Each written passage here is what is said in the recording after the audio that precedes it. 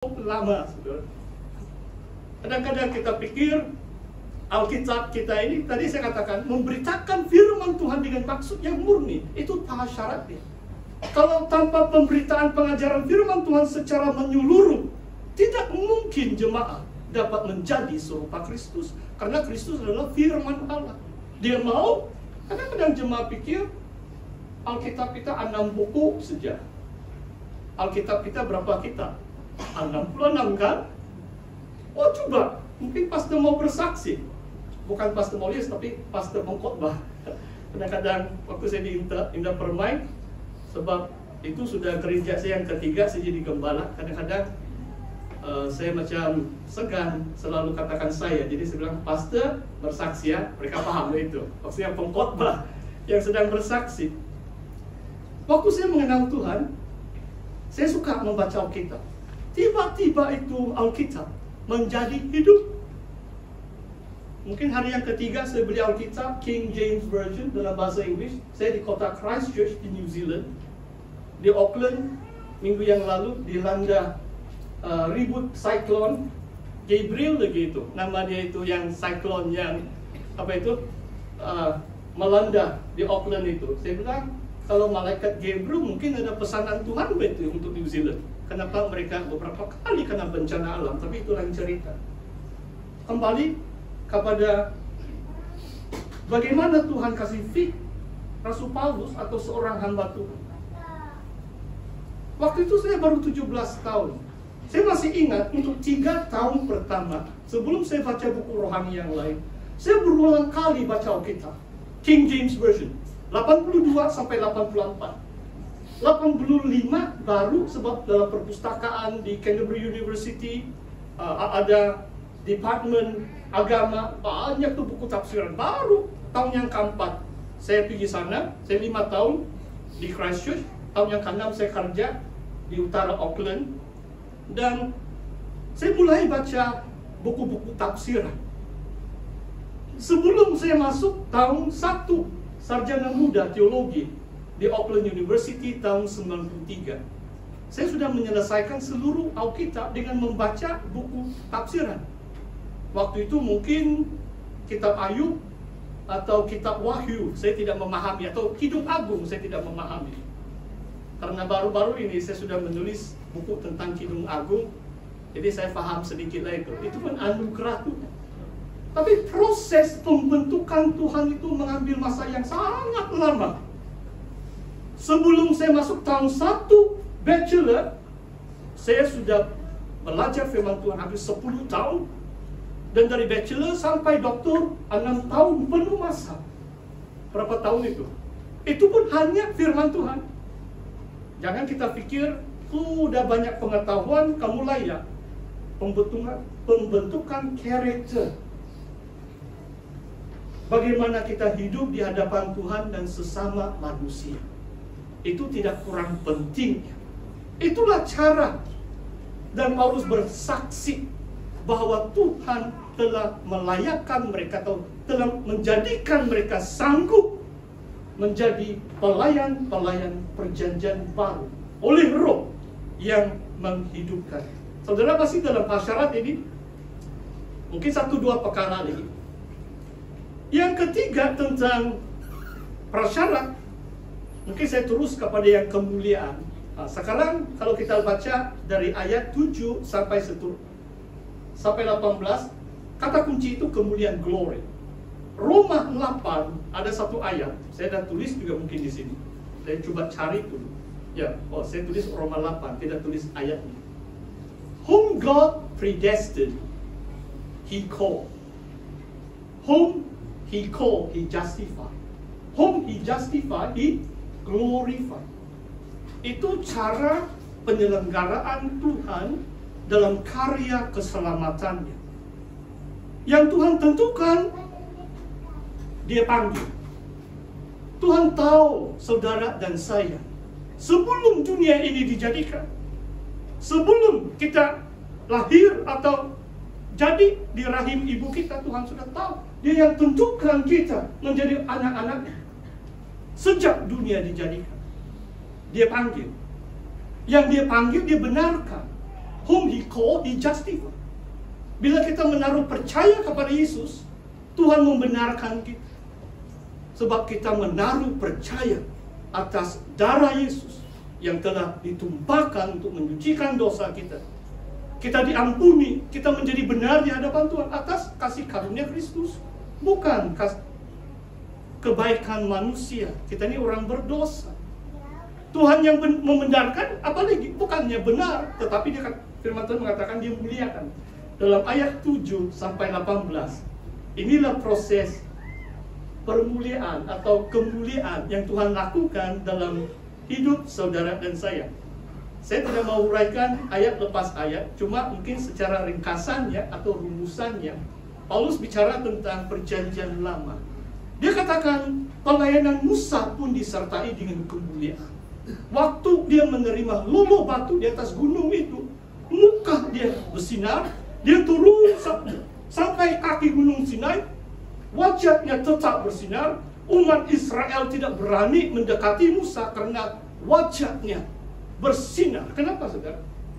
Sebab dia sudah bersekutu dengan Tuhan di atas gunung Sinai. Dia sudah menghadap hadirat Allah. Dia dipermuliakan dengan kemuliaan yang dia kecapi waktu dia di atas gunung Sinai.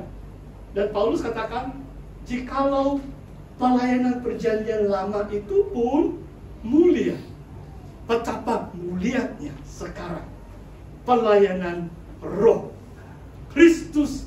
Yesus telah datang. Wah, saudara, 5 bulan yang lalu ada satu ayat yang saya kupas dari Efesus adalah kemuliaan di tengah-tengah jemaat.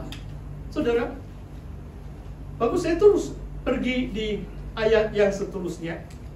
Ayat 17, sebab Tuhan adalah roh. Di mana roh Allah, di situ ada kemerdekaan. Tadi saya katakan pelayanan roh itu berbicara tentang hati, batinia, rohania. Tadi saya katakan pelayanan roh itu memberi hidup. Kita lahir kembali. Kita hidup yang sejati, bukan hidup yang lama. Sekarang di sini mengatakan, kalau kita percaya kepada Tuhan yang adalah roh itu, di mana roh Allah ada dalam hidup saudara dan saya, dalam hati saya, di tengah-tengah jemaat, kemudian Tuhan itu nyata, Roh Kudus berkarya di tengah-tengah kita. Saat ini ada kemerdekaan. Jadi yang ketiga adalah pelayanan roh itu berbicara tentang kebebasan, kemerdekaan. Wah, luar biasa. Saya bersuka cita sebab saya orang yang bebas. Baru-baru ini ini kesaksian pas dalam pengkhotbah ini. Saya mengambil keputusan untuk memohon pindah keanggotaan saya. Saya sangat sedih sebenarnya. Saya bergumul berbulan-bulan, 6 bulan saya berdoa. Ini di hadapan Tuhan kan, di mimbar kan. Kalau saya hanya berdoa 6 hari tapi cakap 6 bulan, itu bohong itu. Berbulan-bulan saya bergumul, baru saya isi boran pindah keanggotaan. Tapi tetap dalam gereja SIB lah. Saya tidak tahu mereka terima saya atau tidak. Kalau mereka tolak saya memohon jadi anggota di Pekan Menggatal. Karena pasti dah penentuan terima. Tapi kamu bukan pilihan kedua. Nanti kamu marah dengan, kami ini pilihan kedua. Begini. Kenapa? Di antara sebab utama saya memohon menjadi anggota di sekian tuh gereja. Bila saya sebut ini, saya tidak mau sebut nama gereja itu, sebab mereka belum lulus lagi. Adalah sebab kebaktian mereka bermula jam 8:30 pagi. Setiap hari Minggu, tidak sabar-sabar saya pergi sembahyang. Oh ya, kalau 9:30 lewat sudah itu. Kalau jam 10 baru start kebaktian, saya mengantuk sudah. Jadi kalau ada kebaktian SIB jam 7, saya hadir lah itu. Saudara paham maksud saya? Saya bebas. Saya merdeka untuk menyembah Tuhan. Saya mau pilih hari Minggu, perkara pertama saya lakukan setelah saat teduh, membaca firman Tuhan, berdoa adalah datang berkumpul dengan orang percaya. Itu 8:30 lah saya mau mohon jadi anggota. Tolong doakan supaya diluluskan keanggotaan saya. Haleluya. Tetap dalam gereja SIB. Kita bebas kan? Bebas untuk melayani. Tuhan Yesus katakan, kalau orang suruh kamu jalan 1 batu, jalanlah 2 batu kan? Kita mau melayani sungguh-sungguh.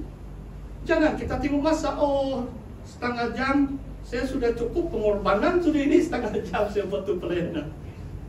Buatlah itu pelayanan sebaik-baiknya. Kalau 2 jam, mau praktislah. Kata orang dunia pun kan, practice makes perfect. Bagaimana orang main semua begitu canggih.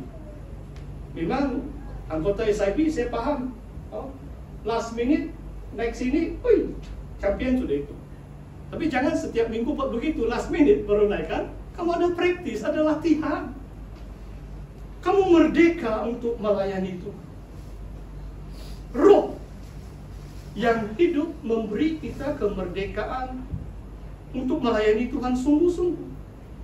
Berbicara tentang batinia di dalam hati, pelayanan yang menghidupkan, dan pelayanan yang membawa kemerdekaan, membawa sukacita di dalam Tuhan.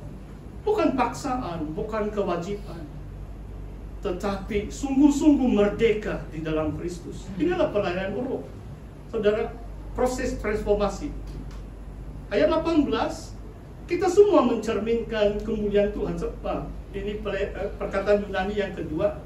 Tadi saya sudah sebut 1, cukup sudah. Sebenarnya perkataan ini cukup luar biasa. Dalam terjemahan Alkitab dari Lembaga Alkitab Singapura mengatakan melihat. We all with open face behold the glory of God. Di sini mencerminkan, reflect.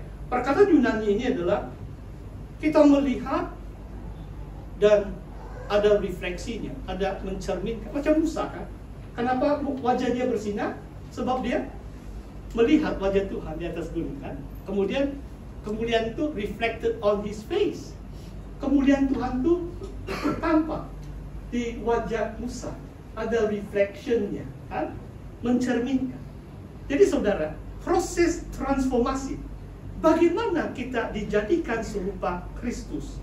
Perkataan ini amat penting. Adalah kita memandang Allah sentiasa. Kita mesti, khususnya melalui penyembahan. Memang tadi pun saya menyanyi beberapa lagu rohani, saya pakai YouTube, lagu Indonesia penyembahan yang luar biasa. Tetapi bersama jemaah lebih luar biasa. Kita angkat wajah kita, melihat kemuliaan Tuhan. Ini proses transformasinya. Waktu kita memandang atau melihat kemuliaan Tuhan, disitulah kemuliaan Tuhan itu terpancar. Seolah-olah kita mencerminkan atau reflect His glory. Kita juga mengambil bahagia dalam kemuliaan Tuhan itu. Dan apa yang berlaku waktu kita melihat dan mencerminkan kemuliaan Allah, yang datangnya dari Tuhan yang adalah roh, maka kita diubah menjadi serupa dengan gambarnya dalam kemuliaan yang semakin besar. Kalau King James mengatakan from one degree of glory to a greater glory. Dari satu tahap kemuliaan ke satu tahap kemuliaan yang lebih besar. Wah, luar biasa. Wah saudara, jangan kita complacent atau content. Jangan kita rasa puas hati, saya sudah capai lah itu, saya rohani, sudah lah itu. Saya membaca kitab 1 jam, sekali sebulan saya berpuasa. Kadang-kadang kita rasa kita sudah contented di dalam kemajuan rohani kita.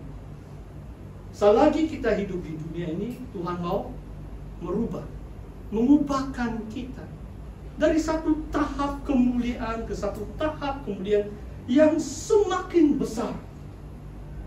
Yang Tuhan tentukan, Dia panggil. Yang Tuhan panggil, Dia benarkan. Yang Tuhan benarkan, Dia muliakan, Dia permuliakan. Itu karya keselamatan Tuhan secara menyeluruh. Tuhan mau kita mencapai kemuliaan-Nya. Saudara, untuk bahagian yang terakhir, apakah perubahan yang nyata ini? Kalau kita katakan